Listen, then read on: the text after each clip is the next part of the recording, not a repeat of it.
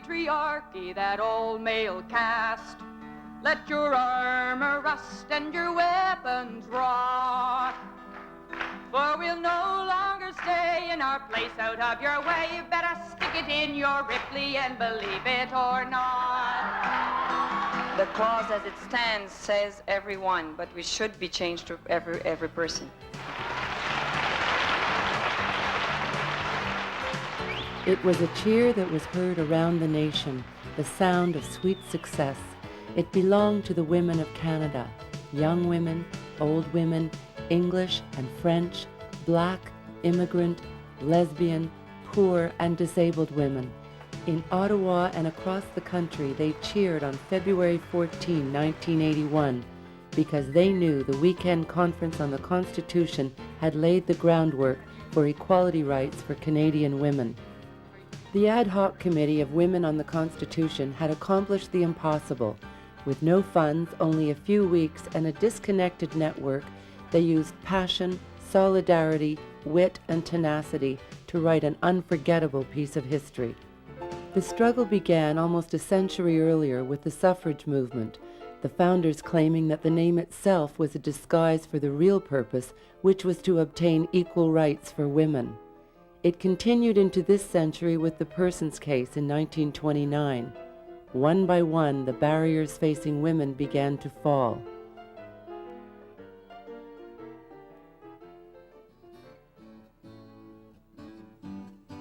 Then in the 60s, women like Doris Anderson and Laura Sabia started encouraging women to become involved in equality seeking.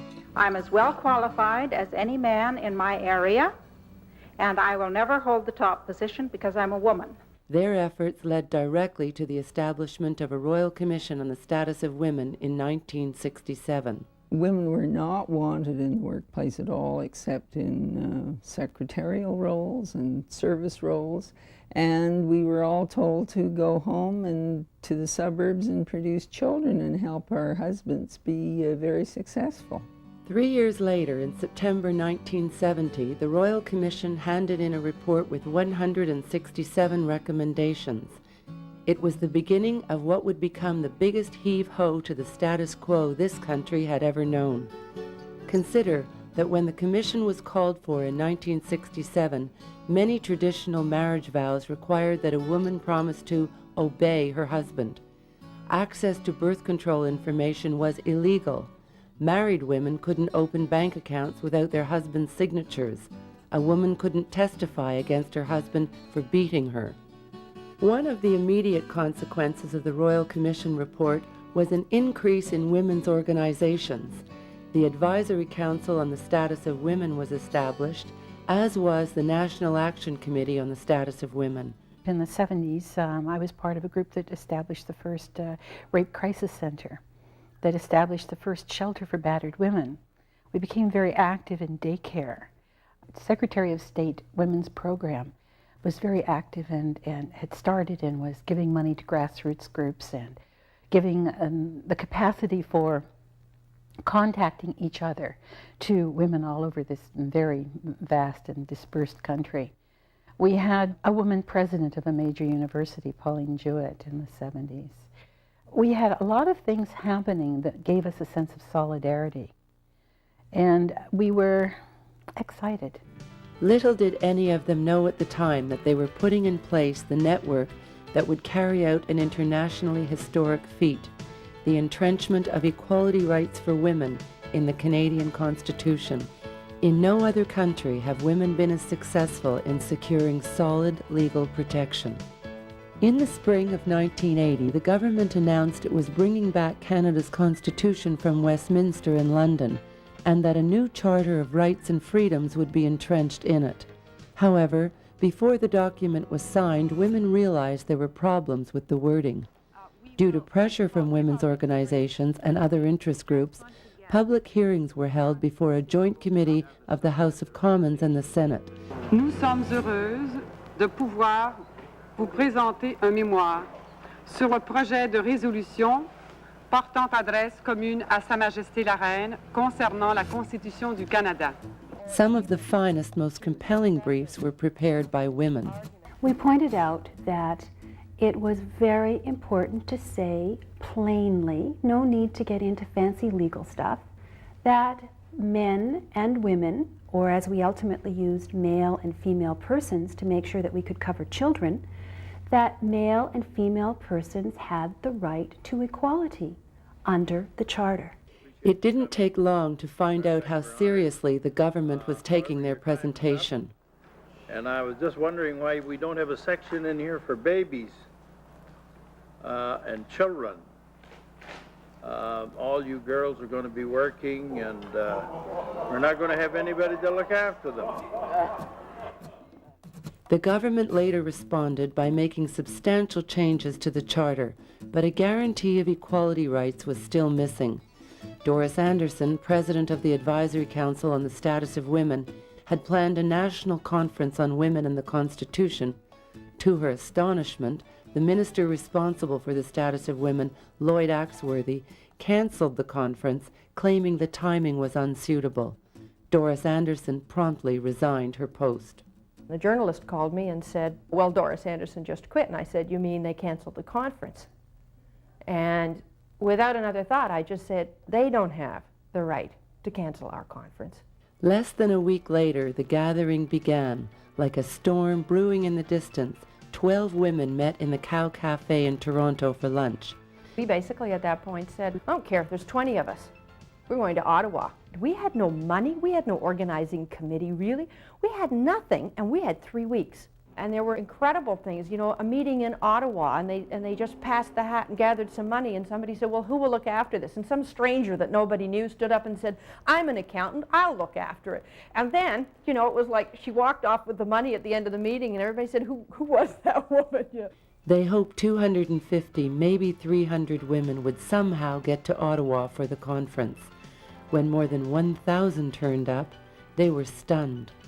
It is really ironic that this meeting should be taking place in the room in which the Constitution has been discussed all these many months. The next 48 hours were a blur of briefs, resolutions, arguments, votes, and at last, consensus. When Agnes MacPhail was first elected to the House of Commons, she was so excited about it that she thought that she was the forerunner of a great many women coming after her. She could hear their footsteps echoing through the corridors of Parliament. Today, Agnes MacPhail's projection would be vindicated. Then came the task of lobbying the parliamentarians to adopt the resolutions. We really don't understand till you're in there and you're on Parliament Hill and you're facing the politicians and their experts who say, politically, pragmatically, we've made the judgment that we've gone as far as we can on 15, and that's how Section 28 came to be. They won the single most important statement to protect women's rights in any constitution. Section 28 reads, notwithstanding anything in this charter, all rights herein are guaranteed equally to male and female persons. In November 1981, a First Ministers' Conference introduced an override accord that threatened to unravel the entire tapestry. Once again, there was a call to action. Ad hocers across the country understood the significance of that and said, get 15 and 28 out from under that override. They should be absolute fundamental rights and freedoms that women can rely on. And we failed insofar as we didn't get 15 out from under 33, but ultimately they caved in and agreed that they would exempt 28.